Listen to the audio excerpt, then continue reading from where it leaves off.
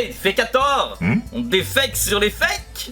Ah bah oui, toujours. Ah non, parce que là, il y a des cartes qui circulent, mais on nous manipule. Avec leur canicule, moi je crois Alors qu'ils déjà, nous... ça de base, c'est BFM TV, pas France 2. Non, mais peu importe. Ah non, pas peu importe. Si dès le titre c'est limpe, ça peut pas être convaincant. Ouais, ben j'en ai d'autres. Ah oui, celle-là, ça c'était en juillet. Alors en haut, c'est pas 2002, c'est une carte de 2019 Mais, en fait. mais t'évites le vrai sujet, là. Les cartes d'aujourd'hui, elles sont plus rouges qu'avant. On y voit bien ça quand même, mais c'est juste pour nous faire peur, parce que... Ce sont pas des cartes de la même chaîne. Forcément, elles ont pas la même charte graphique et pas les mêmes codes couleurs. Le rouge du RMC et BFM TV. Ça est très rouge, oui. Il faut comparer ce qui est comparable. Tu compares TF1 avec TF1, la carte de 2022, elle est cohérente. Le rouge, c'est par rapport au normal de saison, même l'hiver. D'accord, donc avec des cartes, on peut pas nous manipuler. Ah bah, la preuve que si. Bon, tuto. Tuto. Quand on a des graphiques, c'est quand même bien pratique pour se faire une idée d'un ensemble de données qui, en tableau du reste, serait fort indigeste. Mais alors, s'il y a un moyen de représenter les données de manière très visuelle, c'est bien la carte, hein? Pas celle-ci. Quand on a des données avec une répartition géographique, si on les met sur une carte, on sait d'emblée que ce sera plus facile à consulter, parce que si on cherche la donnée d'une région particulière, dans un tableau, ce sera jamais aussi rapide à repérer que sur une carte, pour peu qu'on ait les bases en géographie, bien sûr. Par exemple, si je vous montre cette carte, alors, qui n'est pas spécialement joyeuse, hein, puisqu'il s'agit d'une maladie, la sclérose en plaques, voici la carte qui montre en 2018 la répartition du nombre de nouveaux cas de sclérose en plaques par an pour 100 000 habitants. Bon voilà, si je vous demande, on va se lancer dans un test direct, hein. Est-ce qu'il y a plus de nouveaux cas par an dans le département du Nord, qui est au Nord, ou en Corse, qui est une île, hein. Là, pour la géographie, je peux pas vous aider plus. Bon, et bien immédiatement, vous me répondez, il y en a plus dans... le Nord, bien sûr, puisque comme nous l'indique la légende, là, la couleur appliquée au Nord correspond à 8 à 8,9 cas par an pour 100 000 habitants, alors que celle appliquée à la Corse correspond à 7 à 7,9 cas par an. Et voilà, du coup, si vous avez dit Nord, vous marquez tout de suite 5 points, parce que je vous l'ai pas dit au fait, mais ça y est, on a démarré direct par un petit jeu, hein, sans échauffement. Ce sera comme dans les tutos précédents, il y aura des questions tout au long de la vidéo pour que vous puissiez tester, comme ça, votre maîtrise des cartes. Donc vous marquez 5 points géodésiques. Cette fois, puisqu'on parle de cartes, aujourd'hui, ce seront des points géodésiques, qui sont, comme chacun le sait, des points en général matérialisés par une borne ou une plaque au sol et dont la position a été déterminée par triangulation grâce à la géodésie, science qui mesure et représente la surface terrestre au sens de la définition de Helmert en 1880, bien évidemment. Alors par contre, si vous avez répondu la Corse, là vous marquez aucun point, géodésique ou autre, rien du tout. Mais vous aurez néanmoins gagné quelque chose, c'est un premier réflexe, celui de vérifier la légende avant de se précipiter pour interpréter une carte. Tu veux un avis qui se défende? Regarde déjà bien la légende. En fait, de base, on va déjà appliquer sur les cartes les mêmes principes que ce qu'on avait vu sur les graphiques. Donc déjà, on vérifie la légende. Ici, on voit qu'évidemment, elle est claquée au sol, puisque le dégradé de couleur n'est pas logique. On va pas du plus clair au plus foncé en fonction du nombre de cas. Là, au milieu, on nous a mis une couleur plus claire, au milieu de la progression. Donc, d'ores et déjà, cette carte est trompeuse. Alors, je cherche pas à dire si c'est intentionnel ou si c'est juste une erreur, hein, ça c'est pas le propos. Et puis, on le sait, on a vite fait de soupçonner de la malveillance, là où il y a souvent, hélas, que triste incompétence. Second réflexe à présent, qu'est-ce qu'on doit toujours penser à regarder, comme sur un graphique? On cherche s'il y a bien, dites-le à haute voix pour que je puisse valider, la source. Parce que si ce n'est pas l'auteur du graphique lui-même qui a produit les données, il faut qu'il nous cite sa source. On ne te donne pas la source? Fuis au pas de course. Donc, on pense toujours à vérifier si la source est bien citée et si elle est crédible. 2 points bonus pour ceux qui l'ont dit. Alors ici, la source, c'est l'ARCEP, Fondation pour la recherche sur la sclérose en plaques, qui existe depuis 1969 et qui est reconnue d'utilité publique, donc plutôt crédible sur ce sujet. Après, il y a aussi la manière dont on utilise les données de la source. Alors, ici c'est un peu pointu, mais en fait il y a 2 types de données, les chiffres de l'incidence, c'est-à-dire les nouveaux cas de l'année, mais aussi la prévalence, avec les cas déjà là des années précédentes. Alors, on peut très bien vouloir faire juste une carte de l'incidence, hein, pas de souci, mais ici ce n'était précisé ni dans le titre, ni dans le paragraphe qui commente, où ça parle des cas en général, c'est juste précisé dans la légende, ce sont uniquement les nouveaux cas, comme quoi heureusement qu'on l'a bien lu. Ça, c'est presque une forme de cherry picking. La source est fiable, mais on n'a pas tout pris. Comme quand on est sur le cerisier, au final, le contenu de notre panier ne reflète pas la réalité de l'ensemble des cerises de l'arbre où il y en avait des vertes et des pas mûres. Bon, évidemment, c'est pas la saison des cerises, donc j'ai pris des tomates cerises. Enfin, je vais pas commencer à faire la fine bouche, hein, c'est pour l'exemple. Alors, nouveau cas d'erreur. Celui-là, vous l'entendez tous, c'est le plus basique, l'erreur géographique. Mal placée des villes ou des pays. On va donc se faire une petite rafale de cartes, là, vous aurez quelques secondes à chaque fois pour faire preuve de tous vos talents géographiques et retrouver s'il y a erreur ou pas. Et bien sûr, s'il y a des erreurs, il faut savoir dire lesquelles. C'est parti, voici une carte d'Ukraine. À l'origine, elle provient de la RTBF belge, au moment des frappes russes sur le port d'Odessa.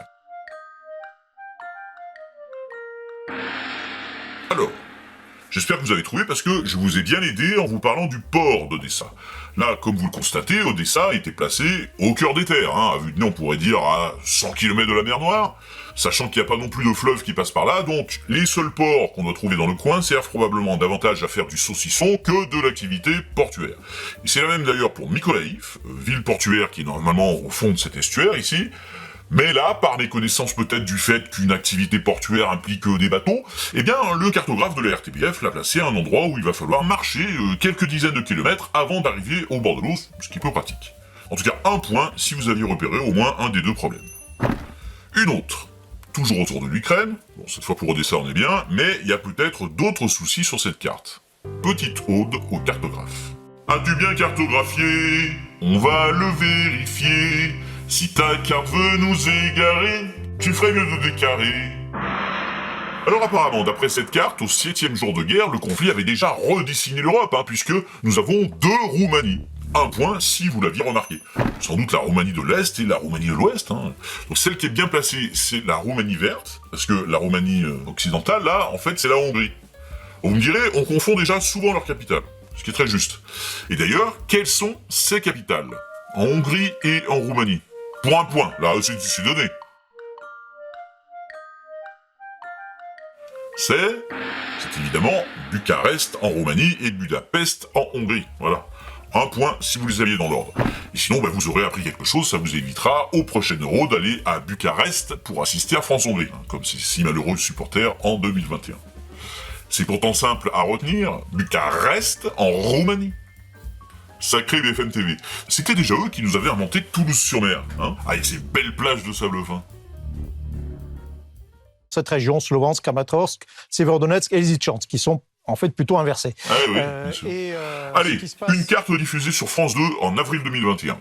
Suite à l'apparition du variant brésilien du Covid-19, une mesure de quarantaine de 10 jours avait été imposée aux voyageurs en provenance de différentes régions du monde, qui sont représentées ici. Alors, on va passer sur le fait qu'il n'y a pas de légende. Est-ce qu'il y a un autre souci? As-tu bien cartographié? On va le vérifier. Si ta carte veut nous égarer, tu ferais mieux de décarrer. Alors déjà, vous aurez peut-être remarqué que la source est précisée, c'est Matignon. Après vérification, ce que Matignon, donc les services du Premier ministre, ont sorti le 17 avril 2021, c'est un communiqué avec juste une liste de pays. Donc, c'est au moment du dessin de la carte chez France 2 que les problèmes ont commencé. Il y a au moins 3 erreurs sur cette pauvre carte. Bon, le plus facile d'abord, ici ce n'est pas la Guyane, mais le Guyana, parce que la Guyane française, elle est là.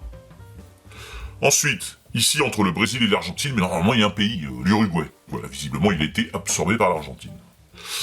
Et puis bon, la troisième, c'était pointu, ici au niveau de l'Afrique du Sud, en réalité il y a 3 pays. Parce qu'il y a l'Afrique du Sud, mais il y a aussi le Lesotho et l'Eswatini.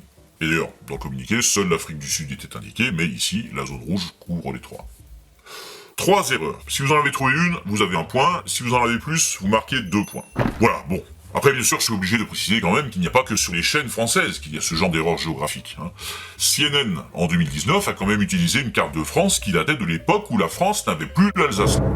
Donc, une carte qui datait de entre 1870 et 1918. Un siècle. On n'y sait pas, ça. Les régions, ça va, ça vient. Peut-être ils savent des trucs qui se préparent et ils veulent nous faire passer le message. Enfin, l'Alsace, a priori, en 2019, elle était en France, en 2022, elle l'est toujours. Ah, mais comme on dit, il n'est pire aveugle que celui qui veut pas entendre. Moi, j'y connais bien tout ça, les cartes. J'ai un ancêtre, il était cartomancien. Cartomancien? Oui, mais comme qui dirait, c'est dans notre culture familiale. Ah, tu veux dire que vous savez lire les cartes? Oui, mais ça c'est rien. Ce qu'il faut, c'est savoir lire entre les cartes. Par exemple, ça, c'est une autre carte de France qui circule dans certains milieux. Oui, en tout cas, dans le milieu, à droite, il manque un bout. Peut-être. Mais peut-être que c'est la carte de France du futur. On n'y sait pas, ça. Très bien. Bah, nous, pour l'instant, on va rester dans le présent, si tu veux bien. Oh, je sais, j'ai un discours, il dépasse les bornes. Mais ça se bouge, les bornes. Merci pour ta lecture, géopolitique fiction. Dauphiné indépendant. Et des ravioles sans rationnement. Alors cela dit, les frontières qui bougent, les pays qui changent, c'est un vrai sujet. Quand deux pays sont en conflit pour un territoire, la carte de l'un n'est pas forcément la carte de l'autre. Et que doit faire le cartographe ? Eh bien, une carte, c'est une convention, elle dépend donc de sa position. Si on prend par exemple le cas de l'île de Taïwan, sur Google Maps, donc qui dépend de Google, moteur de recherche américain, on voit qu'elle est un petit état insulaire, considéré comme indépendant. Alors que si on regarde sur Baidu Maps, du moteur de recherche chinois Baidu, là on a une frontière chinoise en pointillé qui passe sur la mer et qui englobe Taïwan et d'autres îles avec le continent. Et alors sinon vous avez cette proposition-là, Taïwan et West Taïwan, mais pas sûr qu'elle passe. Bon, on se calme, ça c'était pour rire, c'est un compte Twitter qui s'appelle Terrible Maps, qui propose régulièrement des cartes un peu décalées dans ce genre-là. Vous avez par exemple cette carte des bases aériennes en Europe, au second siècle après Jésus-Christ. Ici vous avez Indonesia et Outdonesia. Ou bien encore la carte du monde, mais après une montée des eaux de 8800 mètres. Bon, ce qu'on a vu sur l'exemple de Taïwan, ça se passait sur deux moteurs de recherche différents. Mais ça peut même aller plus loin. On peut en voir un exemple dans cet article de 2014. Donc ça, c'était juste après l'annexion par la Russie de la Crimée, qui était jusque-là un territoire ukrainien, et cette annexion n'avait pas été reconnue par la communauté internationale. Bien, on pouvait constater que sur le même moteur de recherche Google, selon qu'on se connectait depuis la Russie ou depuis l'Ukraine, dans Google Maps, on ne voyait pas la même carte. Pour les utilisateurs russes, la Crimée était rattachée à la Russie, alors que pour les Ukrainiens, elle était affichée toujours en Ukraine. Il y a une dimension diplomatique, là, et la carte peut donc s'adapter au pays dans lequel on la consulte. Google avait expliqué à l'époque que c'était une obligation légale qui lui était faite en Russie. Nous suivons les lois en vigueur sur la représentation des frontières. Donc ici, la carte peut être fausse ou vraie selon d'où on la regarde, et l'avis qu'on a sur la situation politique qu'elle représente. Bon, enlevons à présent les frontières et regardons déjà simplement la carte du monde au naturel, avec juste les terres et les mers. On peut représenter le monde sur une carte de différentes façons. Alors à votre avis, laquelle est correcte ? As-tu bien cartographié ? On va le vérifier. Si ta carte veut nous égarer, tu ferais mieux de décarrer. Eh bien, aucune de ces cartes ne donne une représentation correcte du monde. Tous les planisphères sont faux. 3 points pour vous déjà si c'était votre réponse. La carte n'est pas le territoire. Notre planète est un globe, on va pas revenir là-dessus, et le problème de base, c'est donc qu'on a un monde à la surface d'une sphère qu'on veut représenter sur un plan, d'où le nom planisphère. On passe de 3 dimensions à 2. Or, vous voyez bien que si j'essaye de superposer les deux supports, ça ne colle pas, à moins de faire des plis, mais donc du coup, quand on va redéplier pour remettre ça à place, ça déformera tout. On doit donc faire ce qu'on appelle une projection de la surface sphérique sur un plan. Et on sait donc déjà que certaines parties ne seront pas représentées comme elles sont en réalité. Et on va donc devoir choisir quelle déformation j'accepte sur ma représentation du monde. Alors la projection la plus utilisée, c'est celle-ci, la projection de Mercator, donc de Gerardus Mercator, qui était un géographe flamand. Il l'a conçue en 1569, grande époque de navigation, on vient à peine de faire le premier tour du monde en 1522, et en Europe, à ce moment-là, on a besoin d'outils pour faciliter la navigation, afin de pouvoir s'adonner à l'exploration, au commerce et à la colonisation, enfin les projets de l'époque, quoi. Donc l'idée de Mercator, c'est de faire une projection cylindrique de la sphère sur un cylindre. L'intérêt, c'est que déjà, tous les cercles donnent des lignes parallèles sur le plan. Il y a aussi les parallèles verticales pour les longitudes. Mais les lignes des latitudes sont pas équidistantes. Donc, plus on s'éloigne de l'équateur, et plus sa carte s'étire en hauteur. Et du coup, il obtient une belle grille irrégulière avec un système qui est dit conforme, c'est-à-dire qu'il conserve bien les angles. L'objectif, là, c'est de permettre aux marins de l'époque de pouvoir facilement calculer un cap à prendre. Si on veut par exemple aller de Nantes à Montegordo, c'est au Mexique, Montegordo, on trace la droite entre les deux, et là, on va avoir directement l'angle de son cap par rapport au nord. Du coup, compas magnétique, on s'oriente, et bim, c'est parti. Mais donc, puisqu'on a étiré, plus on s'éloigne de l'équateur, et plus cette projection déforme les choses. Et l'exemple le plus parlant, c'est le Groenland. Vous voyez la taille qu'il a sur le planisphère, aussi gros que l'Afrique. Mais problème, si maintenant je regarde sur la sphère, vous voyez ici j'ai découpé un petit Groenland en superposition, je le déplace sur l'Afrique, et là il est ridicule mon Groenland. En fait des Groenland on peut en mettre 14 sur l'Afrique.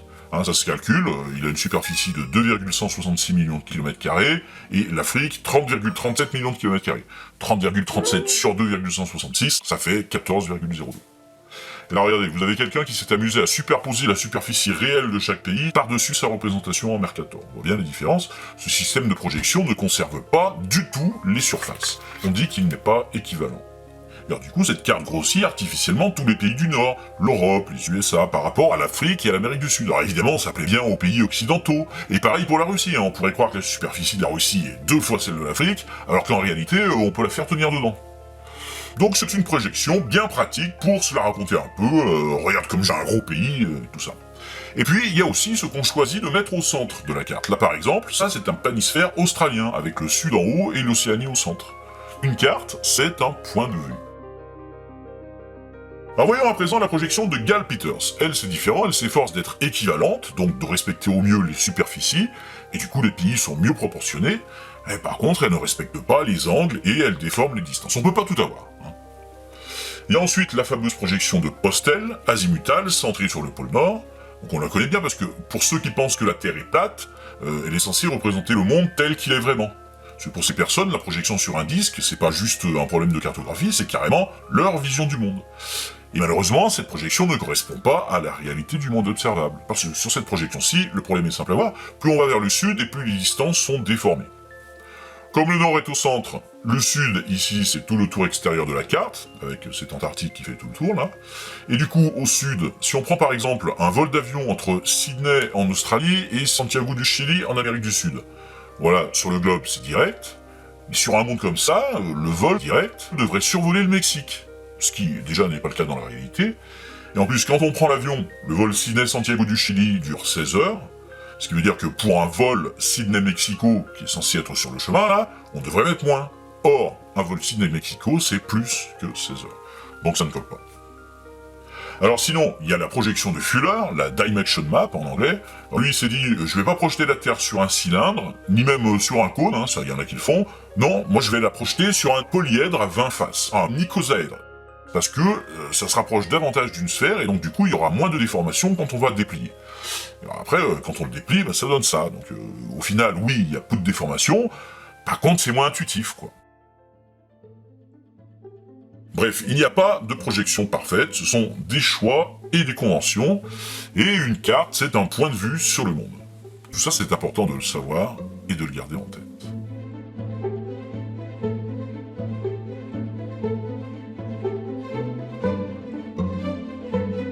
Nous sommes en 1770. Les Hollandais ont le monopole du commerce mondial des épices. Ils contrôlent les îles où ces épices sont produites, comme l'archipel des Moluques, en Indonésie, seul endroit où se cultive la précieuse girofle. Les Anglais cherchent à leur disputer ce commerce. Et les Français aussi, mais ils sont assez largués. Et justement, ce matin-là, dans les Moluques, par bonne brise, un fier vaisseau vogue grand largue, tribord à mur, lorsque soudain, de la hune, tombe un cri. « Bande de sable !» Comment ça, un banc de sable? Un banc de sable, c'est comme une étendue de sable en fait, hein, qui sert déposé sur un haut fond. Et là, nous, on vient juste de se coincer dessus. Mais non, mais merci. Conquérisse prestement le cartographe. Vous m'avez fait mander, monsieur? Sire du Bongouste, notre bâtiment vient de s'échouer sur un banc de sable. Dis donc, c'est fâcheux. Eh oui, surtout que ce banc de sable ne figurait point sur votre carte de ces mers. Dis donc, restez poli, hein. La carte de ces mers sur lesquelles nous naviguons. Votre carte, donc. Oh, alors ma carte, non, c'est-à-dire, je ne l'ai point dessinée moi-même, je l'ai acquise. Fort cher d'ailleurs, mais auprès d'un cartographe hollandais. Et ceux qui s'y connaissent, hein. Saviez-vous que toute la région ici est sous domination hollandoise? Ah bah évidemment, puisque c'est pour ça qu'on est venu. Et c'est bien pour ça que la carte qu'on vous a vendue est truffée d'erreurs. Non, mais ça c'est impossible, les cartographes font pas d'erreurs, hein. Si j'étais dans votre position, je serais moins catégorique, là. Ouais. Ah bah oui, vous êtes un sacré contre-exemple. Très quoi? Dis donc, pas de méprise, hein. Les cartographes sont très malins. Ah mais celui qui vous a vendu la carte, lui, il était malin. Parce que s'il n'a pas fait d'erreur, ça veut dire qu'il fait commerce de fausses cartes. Pour faire s'échouer tous ceux qui, comme nous, viennent ici quérir des épices sans être hollandais. Des fausses cartes? Ah bah, si je m'attendais, en voilà un qui a pas perdu le Nord. Parce que ça peut se perdre le Nord. Non, mais moi c'est bon, j'ai une technique. Je l'ai toujours le Nord, parce que j'ai les cartes. Regardez, c'est bien foutu, parce que sur toutes les cartes, il il y a toujours une flèche qui indique le nord. Ah Du coup, c'est bon. Oh, mais c'est super malin, ça. Oui, c'est pour ça que c'est un truc de cartographe. Mais le répétez pas, hein. Je ne saurais vous dire pourquoi, mais j'ai l'impression que nous ne sommes point sortis du sable. Alors l'histoire a oublié depuis fort longtemps ce triste équipage. En revanche, elle se souvenait d'un autre, celui du sieur Provost, mandaté par Pierre Poivre, intendant des isles de France et de Bourbon, et qui lui a réussi à l'époque à s'infiltrer dans les Moluques, au nez et aux barbes de ces bataves, pour y dérober des plants de giroflier et implanter ainsi la culture de la girofle sur l'isle de France, c'est-à-dire l'île Maurice d'aujourd'hui. En déjouant donc les fourberies d'alors et les fausses cartes faites pour s'animer sur les récifs.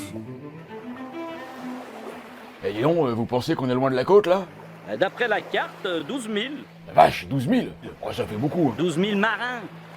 Bah, ça fait quand même un sacré paquet de marins. Hein. Non mais arrêtez de l'écouter, de toute façon sa carte est fausse. Et ça ferait combien en parsec, ça? Ah, mais c'est les mesures américaines, ça, non? Moi, j'y connais pas bien, ça. Je galère à chaque fois. Ouais, en parlant de galère, ramez un peu, hein, au lieu de faire des plans sur la comète. On remercie Yann Solo qui nous a aidé dans cette reconstitution approximativement historique. N'hésitez pas à aller faire un tour sur sa chaîne, c'est à 12 parsec et vous avez le lien. Cette vidéo est sponsorisée par la chaîne de TF14 sur YouTube. Et actuellement, l'abonnement est gratuit, alors profitez-en, cliquez pour vous abonner. Et entre deux épisodes YouTube, comme le temps est un peu long, vous pouvez retrouver TF14 en live sur Twitch. Allez, on a vu les déformations dues aux projections, les erreurs géographiques et les falsifications. Maintenant, on va s'intéresser plus en détail à la représentation des données sur les cartes. Voici une carte du résultat des élections législatives en France en 2022, du second tour. La carte est découpée par circonscription et on retrouve dans la légende les couleurs attribuées aux partis politiques des élus. Quel est le problème posé par cette carte? As-tu bien cartographié? On va le vérifier. Si ta carte veut nous égarer, tu ferais mieux de décarrer. Alors cette carte est sourcée et juste, mais elle peut être visuellement trompeuse parce que les circonscriptions ne font pas toutes la même taille. Géographiquement, elles n'occupent pas la même surface. Donc, chaque député élu n'occupe pas la même surface sur la carte, ce qui crée des déséquilibres et ne donne pas une représentation globale fidèle de la coloration politique de l'Assemblée. On a des circonscriptions rurales qui sont immenses, surtout celles dans les régions peu peuplées. Par exemple, ici, en Creuse, oui, il y a une version interactive de la carte, hein, quand on passe la souris dessus. En Creuse, en Lozère, en Côte d'Or. Et donc on a à l'inverse des régions qui sont plus urbaines, dans lesquelles il y a plus de population, donc plus d'électeurs, et où on élit plus de députés, mais où les circonscriptions sont plus petites, tassées les unes sur les autres, et donc se voient moins sur la carte, comme là, en région parisienne. Donc en regardant cette carte, on peut avoir une impression globale faussée. Par exemple, là, on a l'impression qu'il y a plus de surface bleue que de violette. Alors que, quand on regarde la représentation de l'Assemblée sous forme de graphique, avec le nombre de députés élus, en fait, il y a moins de bleu que de violet. Et c'est dû au fait que les violets sont plus représentés dans des circonscriptions d'Île-de-France qui prennent moins de place sur la carte. Là, on le voit bien. Donc ici, la répartition géographique est intéressante pour avoir une vision locale de qui vote quoi dans chaque circonscription, surtout sur une carte interactive, mais elle n'est pas pertinente pour se faire une représentation globale du résultat. 5 points pour vous si vous aviez trouvé ce problème.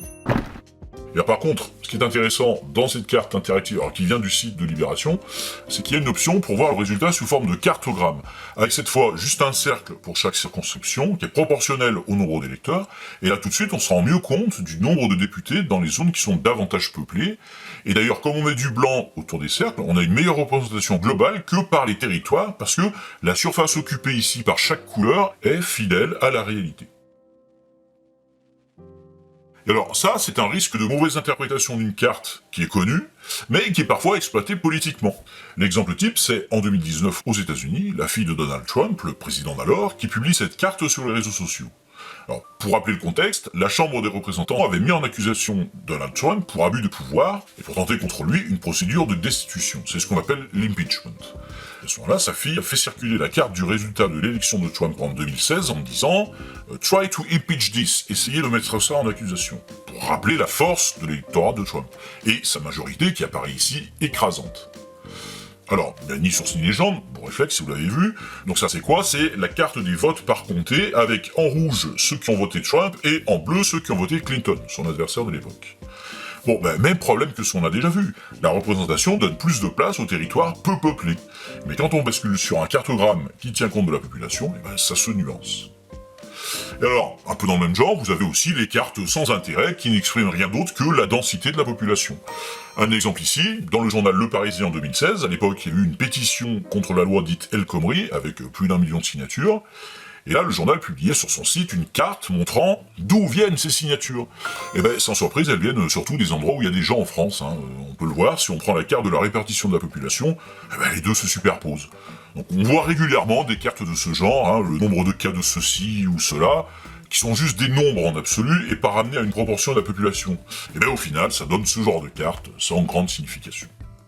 Allez, nouvel exemple pour vérifier si vous avez compris. Ça c'est une carte publiée par le journal L'Équipe le 13 juillet 2022, à l'occasion du championnat d'Europe de foot féminin, où l'équipe de France a fait un beau parcours, hein, jusqu'en demi-finale. Ça c'est une carte qui montre le nombre de licenciés en foot féminin en France sur 2021-2022. Qu'est-ce qu'on peut en dire ? As-tu bien cartographié ? On va le vérifier. Si ta carte veut nous égarer, tu ferais mieux de déclarer. Alors déjà, bien sûr, il manque la source, 1 point si vous l'aviez vu, et il manque la légende, 1 point. Ah ben oui, mais ça, ce sont les fondamentaux. Hein. Bon, pour la légende, si on peut dire a priori, plus le bleu est foncé, et plus il y a de licenciés. Mais le troisième problème, c'est ici qu'on colore chaque région en fonction du nombre de licenciés dans l'absolu, sans tenir compte du fait qu'il y a des régions plus peuplées et moins peuplées. Et donc là non plus, c'est pas très significatif. C'est juste, mais pas significatif. Donc 1 point si vous l'aviez. Pour les cartographes, ça c'est un mapfail. Sur Twitter, vous avez carrément un hashtag mapfail que les cartographes balancent sous les cartes qui sont mal faites. Et ça, c'en est un exemple. Ce que le journal L'Équipe a voulu faire ici, ça s'appelle une carte choroplète. C'est-à-dire une carte sur laquelle on a représenté la répartition géographique des données avec des aplats de couleurs qui suivent une échelle. La première carte choroplète date de 1826. Je vous ai mis la source en description, bien sûr. C'est le français Charles Dupin qui avait fait une carte figurative de l'instruction populaire. On y voyait le taux d'élèves scolarisés par département, garçons, hein. À l'époque, les filles, on les met même pas sur les cartes déjà, vous voyez. Et lui, il avait choisi de représenter en plus clair les départements qui avaient le meilleur taux, parce que c'était les plus éclairés. Bon, admettons. Et il appelait ça une carte teintée, à l'époque. C'est juste au XXe siècle qu'on a commencé à dire choroplète. Du grec choré, aire géographique, et pléthos, pour les quantités, comme dans pléthore. Choroplète. Vous voyez, vous aurez appris un mot. Alors par contre, attention à pas vous tromper si vous essayez de le replacer dans une conversation, c'est choroplète, pas chloropète, hein, sinon vous risquez de passer pour un analphabète. En un seul mot, hein, mais quand même, c'est dur. Donc là, un moyen mémotechnique, c'est de se rendre compte que chloropète, bah c'est ridicule. Donc, c'est l'autre, choroplète. Et alors, les cartographes savent bien qu'une carte choroplète ne doit pas représenter des valeurs absolues. Donc, ce qu'a fait l'équipe ici, c'est pas bien. C'est un type de carte qui convient plutôt pour représenter des taux ou des indices ramenés à la population de la zone, pour ne pas être biaisé par le découpage géographique qui ne tient pas forcément compte de la population. Et en plus, comme l'échelle des couleurs est limitée, on se retrouve avec la même couleur sur des régions qui ont des nombres différents. Donc de base, déjà, c'est pas fiable. Tu vas mettre des couleurs sur une carte ? Prends un indicateur qui soit pas tarte. Ouais, sinon t'es qu'un chloropète. Et ça, c'est ridicule. Ici, si on regarde plus finement ce nombre de licenciés en le rapportant au nombre d'habitants, l'Île-de-France a 24 000 licenciés, Pays de la Loire 16 000 licenciés, ce qui fait les 2/3 de 24 000. Par contre, l'Île-de-France a 12 millions d'habitants, alors que la région Pays de la Loire n'en a que 3,8 millions, donc même pas le quart. Et du coup, si on calcule le taux de licenciés par habitant dans chaque région, ici en vert, ben cette fois on voit que les rapports entre certaines régions s'inversent, et que l'Île-de-France fournit moins de licenciés que les Pays de la Loire ou la Bretagne, proportionnellement à sa population. Là, on représente plus simplement l'effet de la densité de population des régions, on a un vrai indicateur significatif sur les données dont on dispose. Ce que conseillent les cartographes, quand on veut quand même faire figurer sur une carte des nombres bruts et pas des taux, ben c'est d'utiliser par exemple des cercles pour donner la valeur. Ça génère moins de biais d'interprétation parce que les surfaces géographiques n'entrent plus en ligne de compte. Allez, dernier test. Ces cartes du tourisme régional en 2006 représentent les nuitées prises dans les hôtels et dans les campings. Bon, il y a la source, il y a la légende, là on est bien. Alors, testons votre géographie. Si on prend par exemple la région Rhône-Alpes, attention là c'est Rhône-Alpes sans l'Auvergne, hein, c'est les régions d'avant les regroupements de 2015. Y a-t-il eu plus de nuitées en Rhône-Alpes en camping ou en hôtel ?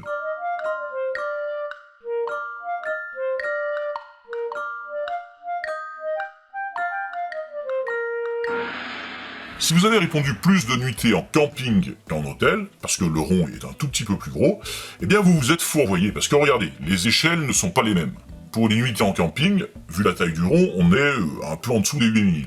Alors que pour les nuitées en hôtel, la taille du rond nous situe à mi-chemin entre 6200 et 31 000, donc aux alentours des 17-18 000. Faudra aller vérifier dans les données sources pour avoir les valeurs exactes. En tout cas, 2 points pour vous si vous avez répondu plus de nuitées en hôtel qu'en camping, parce que là vous aviez flairé le piège. C'est la situation trompeuse où on vous place côte à côte 2 cartes que vous pensez pouvoir comparer, alors qu'en fait elles n'ont pas la même légende. Et un exemple d'utilisation manipulatrice de cette technique, ce sont donc ces fameux montages climato-sceptiques qui ont circulé lors des vagues de chaleur en 2022. Alors plusieurs fois, en juin, en juillet, et puis alors en France, en Allemagne, en Angleterre, ça c'était l'international du fake, avec toujours le même principe, on colle 2 cartes de 2 chaînes qui n'ont rien à voir, donc forcément il n'y a rien de comparable. Bref, c'était le hit de l'été en matière d'infos trompeuses. Allez, c'est l'heure du bilan, j'espère que la vidéo aura pu vous être utile. Il y avait 25 points en jeu dans le test, donc si vous êtes dans une zone au-dessus de 12 points, vous avez la moyenne, mais il faut que vous restiez vigilant quand vous verrez passer des cartes. À 20 ou plus, là vous êtes plutôt bon et polyvalent, là il n'y a rien à dire. Néanmoins, votre objectif n'est pas de rester sur ces acquis à pavoiser, mais bien d'aller aider ceux en dessous de 12 pour que tout le monde maîtrise les cartes. Et moi, pour ne pas les laisser en plan, je propose un bon plan.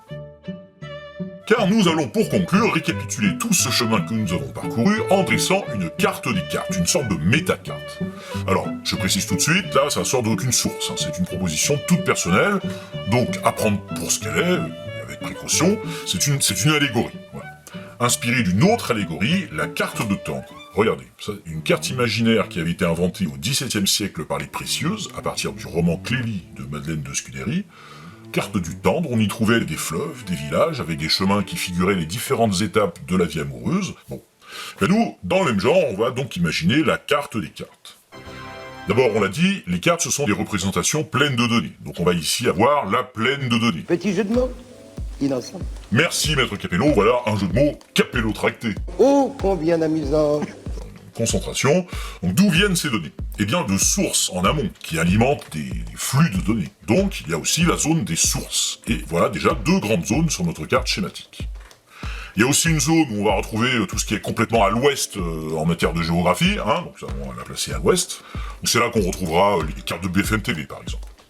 Et parmi nos sources ici, on va trouver des bonnes sources et des sources douteuses. Celles qui entraînent sur de mauvaises pentes. Donc toutes les cartes qui seront dressées à partir de ces sources-là seront de mauvaises cartes. Citer sources douteuses ne donne que cartes piteuses. Ne me cite pas. Du coup, établissons notre légende, on repérera en rouge les zones à risque de mauvaises cartes. Voilà. Donc là, tout ça, c'est en rouge. Et là aussi. N'oublions pas, bien entendu, le marécage des sources oubliées. Donc toute carte dressée ici est évidemment en zone rouge. On ne précise pas d'où viennent les données, la source est « oh, pas citée ». J'ai honte. Donc si on se situe ici, en aval des sources de données correctes, la zone est plus favorable pour dresser de bonnes cartes. Mais ça ne suffit pas. On l'a vu tout à l'heure, il y a les risques de cherry picking, donc une zone des cueillettes de cerises ici, à éviter. Et après, si on dresse des cartes par là, avec tous les affluents qui ramènent trop de données, ça va donner des cartes où il y aura trop de données à la fois. Genre celle-ci. Pas forcément fausse, mais c'est juste qu'on peut rien en tirer tellement c'est confus. Du coup, on va se rajouter une couleur dans notre légende. Voilà, le orange, là, ça voudra dire zone où on dresse des cartes sans intérêt. Et on peut d'ailleurs avoir un peu la même chose en amont, là où il y a peu de données. Regardez un exemple. Là, pour traduire ces données-là, est-ce qu'une carte était vraiment nécessaire? Non. Donc, zone orange aussi. Et si on place une contrée des choroplètes inadéquate, c'est la même. Zone orange. Alors, il nous manque encore la lande des légendes trompeuses, et ça, zone rouge, direct. Et puis, les lieux de perdition, où on fait des interprétations foireuses qui nous entraînent dans de mauvaises directions. Donc là, même sanction, zone rouge. Voilà. Ça, c'est une carte à faire évoluer, bien sûr, au fil de nos futures pérégrinations cartographiques, mais ça donne déjà un petit guide pratique de ce qui est utile à vérifier au départ.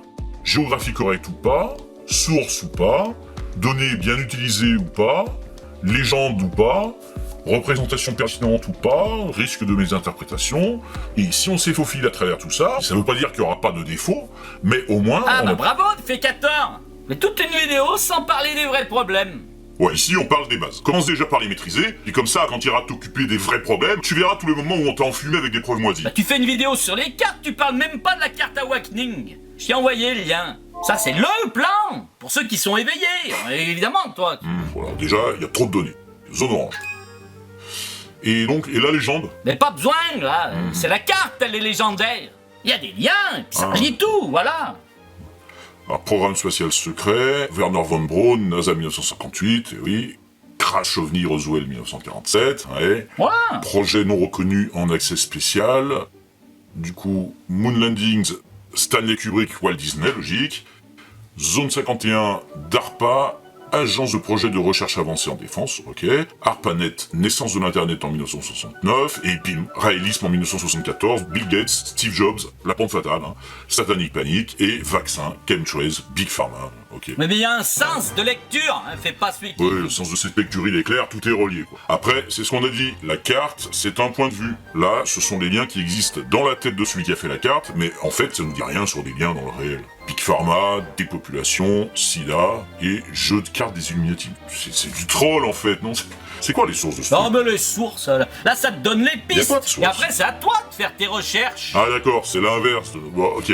Bon écoute, sur la base de ces quelques constats, nous déjà, ta carte, on sait où tu peux la mettre. Dis donc, reste poli, hein. Ah, quand on dit des termes, il paraît ta mère. Oh mais laisse ma mère, dis donc, tu vas pas insulter tout mon arbre généalogique maintenant. Oh là non, je m'y risquerai pas, surtout avec tous ces cartéopathes et cartoréadors. Ouais, et les carteleurs surtout. Alors t'as intérêt de tenir à carreau, comme on dit dans la famille. Famille de cartophèles. Fil, non? Fil. Non, non, fel, cartophèle. C'est comme dans falafel, c'est un suffixe à base de féculents. Ah bon? Oui, bah, tirez à regarder. Allez, éclat obscurantisme, retourne à l'obscurité. Chaud.